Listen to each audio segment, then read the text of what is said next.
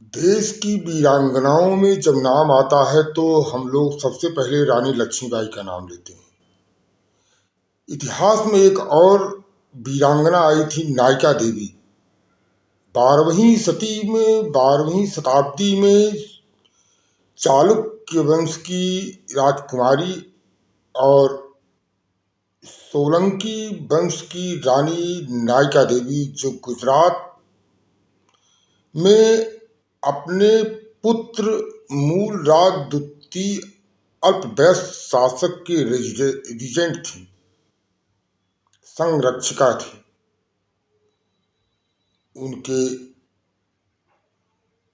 पति अजयपाल की मृत्यु होने के बाद उनके पुत्र मूल राजदूती, जिसे भीमदेव द्वितीय कहते हैं, गुजरात के शासक बनते हैं 1178 ईस्वी में।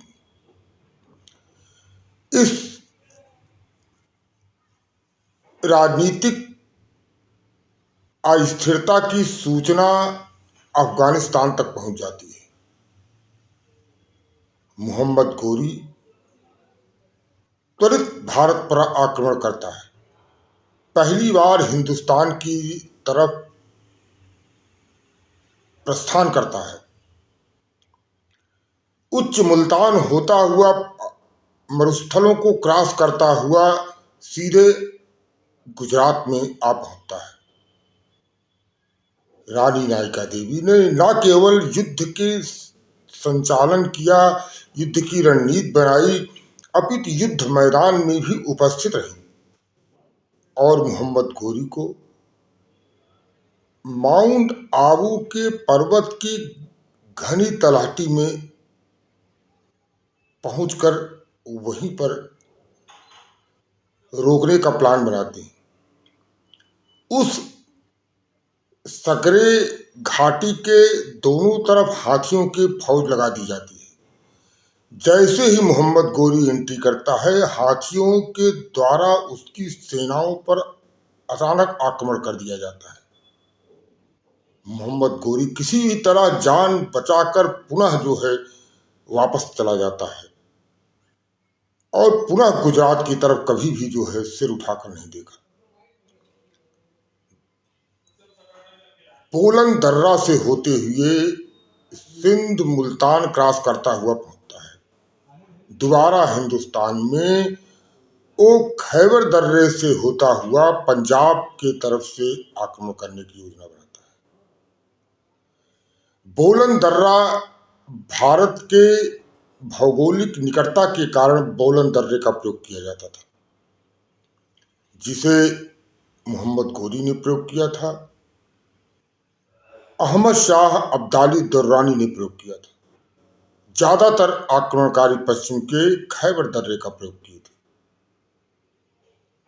सिकंदर से लेकर महमूद गजनवी, बाबर, चंगेज खां, तैमूरलंग, जितने भी आक्रमणकारी आए हिंदुस्तान पर, उन लोगों ने खैबर दर्रे का प्रयोग किया और बाहर से पंजाब होते हुए हिंदुस्तान पर आक्रमण किया। फिर उन्होंने कभी डायरेक्ट राजपूताना क्षेत्र से हिंदुस्तान में प्रवेश करने की हिम्मत नहीं की। ऐसे नायिका देवी से हारकर मोहम्मद गोरी दोबारा कभी भी हिंदुस्तान में सीधा गुजरात पर अटैक नहीं किया, न कभी सीधा राजपूताना पर अटैक किया। दोबारा आता है तो पंजाब जीतता हुआ जो है आकर तराइन के मैदान में पहुंचता है। इस तरह देखते हैं कि वीरांगनाओं में राजमाता के रूप में नायिका देवी का नाम इतिहास में बहुत कम लोगों को पता होगा कि कैसे युद्ध की रणनीति बनाई और कैसे युद्ध मैदान पर आकर गोरी का सामना किया और गोरी को परास्त करके गोरी को वापस कर दिया। हिंदुस्तान में ऐसे वीरांगनाओं के इतिहास को कभी हाईलाइट नहीं किया गया।